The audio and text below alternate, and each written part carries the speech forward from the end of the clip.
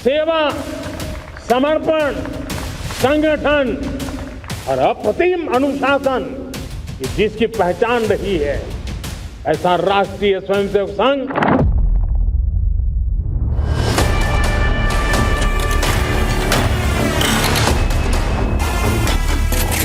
जो संघ परिवार है उसका रास्ता सेकुलर और सोशलिस्ट नहीं है। ये वही संगठन है जिसके ऊपर सरदार पटेल ने पाबंदी लगाई थी। देश के प्रधानमंत्री ने उस संगठन का नाम लिया जिसने 53 साल तक तिरंगे का बहिष्कार किया था।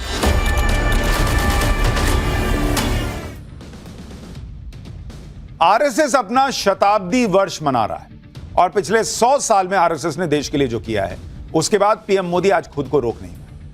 पीएम मोदी ने लाल किले से कहा कि राष्ट्रीय स्वयंसेवक संघ 100 साल से देश सेवा का काम कर रहा है और इस संगठन की राष्ट्र सेवा पर देश गर्व करता है। सुनिए आज पीएम मोदी ने आरएसएस को लेकर क्या कहा, उसके बाद बताऊंगा कि इसको लेकर कैसे बवाल मच गया है।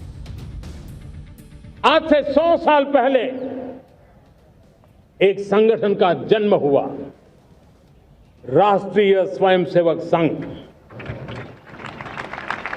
100 साल की राष्ट्र की सेवा एक बहुत ही गौरवपूर्ण स्वर्णिम पृष्ठ है। व्यक्ति निर्माण से राष्ट्र निर्माण के संकल्प को लेकर के 100 साल तक मां भारती का कल्याण का लक्ष्य लेकर के लक्षावधि स्वयंसेवकों ने मातृभूमि के कल्याण के लिए अपना जीवन समर्पित किया है। सेवा, समर्पण, संगठन और अप्रतिम अनुशासन ये जिसकी पहचान रही है, ऐसा राष्ट्रीय स्वयंसेवक संघ दुनिया का ये सबसे बड़ा एनजीओ है। एक प्रकार से पीएम मोदी ने आरएसएस के 100 साल के गौरवशाली इतिहास का जिक्र किया तो इसको लेकर सियासत भी शुरू हो गई। लेकिन आरएसएस का नाम सुनकर पूरा विपक्ष सिर्फ परेशानी नहीं, हैरान भी। किसी को उम्मीद नहीं थी कि लाल किले से पीएम मोदी आरएसएस की तारीफ करें। पिछले 100 साल में आरएसएस ने देश के लिए क्या क्या किया है, क्यों देश को आरएसएस की जरूरत है, यह भी बताऊंगा। उससे पहले सुनिए कांग्रेस ने आरएसएस को लेकर क्या कहा। और कितना दुखद है कि लाल किले की प्राचीर से इस देश के प्रधानमंत्री ने उस संगठन का नाम लिया जिसको आजादी के महानायक सरदार पटेल ने बैन किया था। उस संगठन का नाम लिया जिससे प्रेरित होकर इस देश के प्रथम आतंकवादी नाथूराम गोडसे ने महात्मा गांधी की हत्या करी थी। उस संगठन का नाम लिया जिसने 53 साल तक तिरंगे का बहिष्कार किया था। उस संगठन का नाम लिया जिसने बाबा साहब की तस्वीरें जलाई थी, जिसने बाबा साहब को बड़ा बुरा कहा था। उस संगठन का नाम लिया जिसने संविधान की प्रतियां जलाई, जो संविधान को अशुभ बताता था और अजीब तरह की बातें करता था। असलियत यह है कि आज प्रधानमंत्री ने आजादी के महानायकों को, स्वतंत्रता संग्राम को कमतर आंका जब वो लाल किले की प्राचीर से आरएसएस जैसे उस संगठन की बात करते हैं जो अंग्रेजों की मुखबिरी करते थे, जिनका आजादी के आंदोलन में छोटी उंगली का नाखून नहीं कटा। 52 साल तो तिरंगा ही नहीं फहराया, जंग आजादी के अंदर कोई योगदान नहीं रहा। भारत छोड़ो आंदोलन में इनका योगदान क्या था, इन्होंने विरोध किया था। लेकिन उन 52 साल का हिसाब भी देना कि 52 साल आपने झंडा ही नहीं फहराया, आपने तिरंगे को नहीं माना, आप संविधान को नहीं मानते थे, आप संविधान को विदेशी बताना शुरू कर दिया था। ये वही संगठन है जिसके ऊपर सरदार पटेल ने पाबंदी लगाई थी। इसको बैन सरदार पटेल ने किया था। कांग्रेसी अपने हिसाब से इतिहास बता रहे हैं, तोड़ मरोड़ के बता रहे हैं। कह रहे हैं कि सरदार पटेल ने बैन किया था और इंदिरा गांधी ने तारीफ की थी, वो नहीं दिखा। एक मैडम पूछ रही हैं कि आरएसएस की कानी उंगली भी नहीं कटी थी आजादी की लड़ाई में। गांधी परिवार ने क्या क्या कटवा दिया था भाई, गला कटवा दिया था क्या? नेहरू जी ने गला कटवा दिया था क्या आजादी की लड़ाई में? जो कांग्रेस अभी आरएसएस को कोस रही है और कह रही है कि लाल किले में से पीएम ने संघ का नाम क्यों ले लिया, उसे यह भी देखना चाहिए कि जवाहरलाल नेहरू जब प्रधानमंत्री थे तो लाल किले के राष्ट्रीय आयोजनों में आरएसएस के लोग भी आते थे।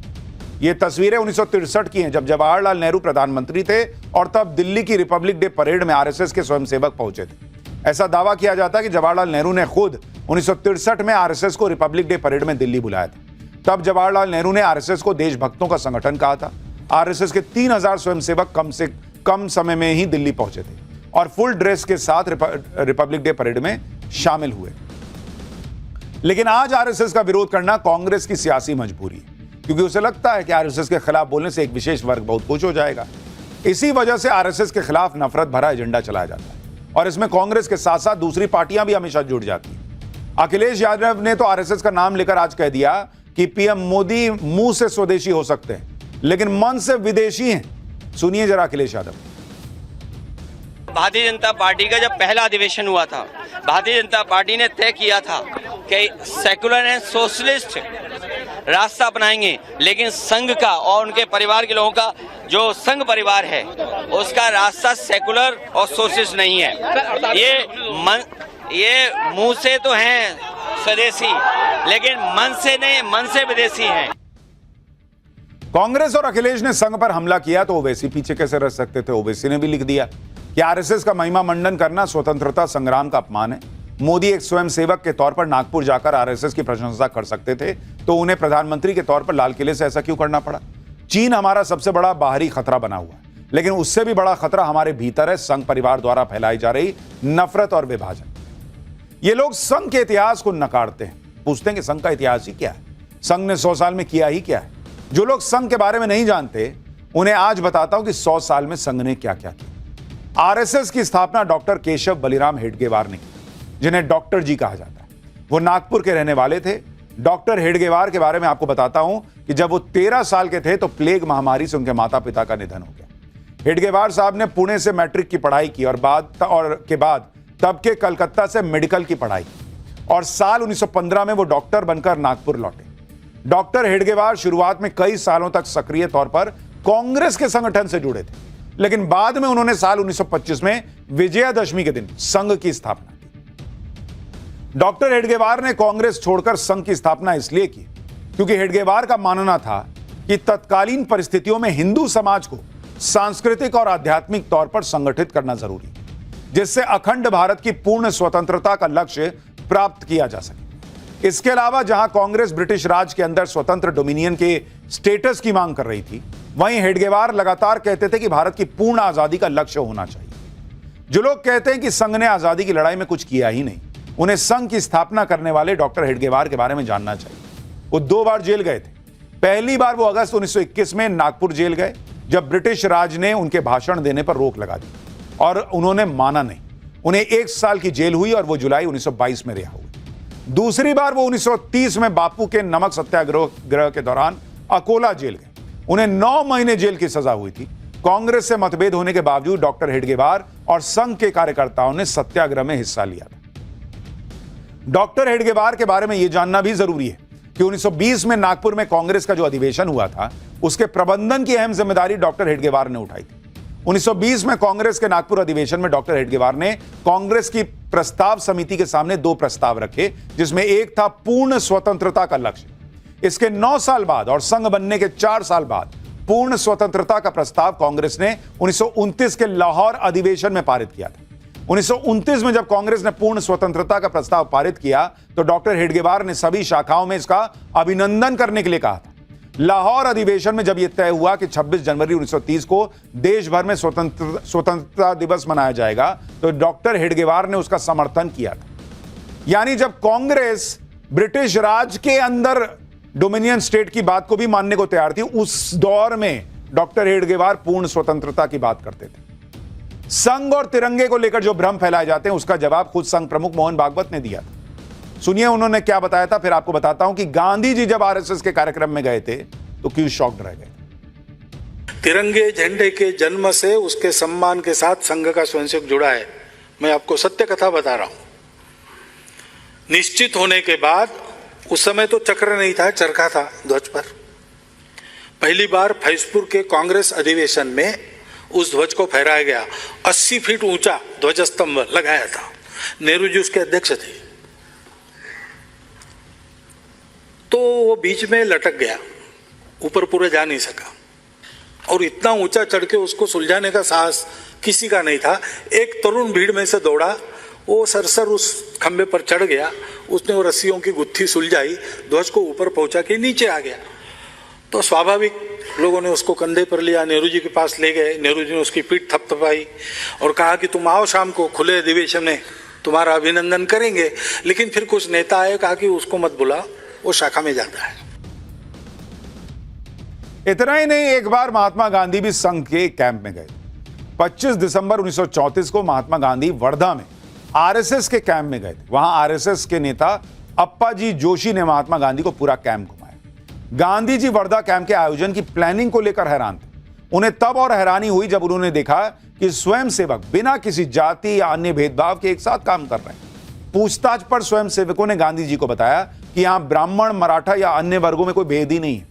गांधी जी को बताया गया कि कई स्वयंसेवक तो एक दूसरे की जाति जानते भी नहीं है, ना ही उन्हें इसमें कोई दिलचस्पी है। गांधी जी इस बात से हैरान रह गए कि भाई ये कैसे हो रहा है। उन्होंने अप्पाजी जोशी से पूछा कि आपने ऐसा कैसे कर दिया?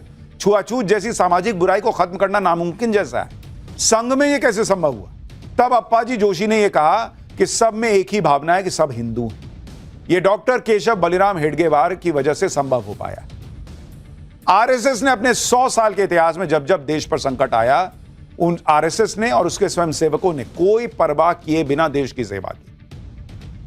देश के बंटवारे के बाद जब बड़े पैमाने पर सांप्रदायिक हिंसा हो रही थी, तो पाकिस्तान से आए शरणार्थियों के लिए आरएसएस ने 3000 राहत कैंप लगाए थे। 1954 में दादरा नगर हवेली जब पुर्तगालियों के कब्जे से आजाद हुआ, तो इसमें आरएसएस का लीड रोल था। आरएसएस के नेता विनायक आप्टे के नेतृत्व में स्वयंसेवकों ने सिलवासा पर हमला बोलकर वहां तिरंगा फहराया। इसी तरह से 1955 में संघ ने गोवा के आजादी के आंदोलन में हिस्सा लिया। 1962 के भारत चीन युद्ध में आरएसएस ने मदद की। आर्मी मूवमेंट के दौरान रास्तों की निगरानी की, सेना को आपूर्ति और रसद पहुंचाने में मदद की। शहीदों के परिवारों का ध्यान संघ ने रखा। 1965 के भारत पाकिस्तान युद्ध में स्वयंसेवकों ने श्रीनगर हवाई अड्डे से बर्फ हटाने का काम किया। घायल जवानों के लिए स्वयंसेवकों ने रक्तदान किया। युद्ध के दौरान संघ के स्वयंसेवकों ने दिल्ली का ट्रैफिक संभाला। 1975 में इंदिरा गांधी की इमरजेंसी के खिलाफ आरएसएस लड़ा। आरएसएस पर इंदिरा गांधी ने बैन लगा दिया। हजारों स्वयंसेवकों को गिरफ्तार कर लिया गया था। संघ के स्वयंसेवकों ने अंडरग्राउंड रहकर काम किया। स्वयंसेवकों ने आपातकाल के विरोध में पोस्टर लगाए, जेल में बंद विपक्षी नेताओं के संदेशों को जनता तक पहुंचाने का काम किया। बाद में जनता पार्टी के गठन के लिए भी संघ ने प्रयास किए। इसके अलावा 1971 में ओडिशा चक्रवात, 1984 में भोपाल गैस कांड, 1984 में सिख विरोधी दंगे, 1999 में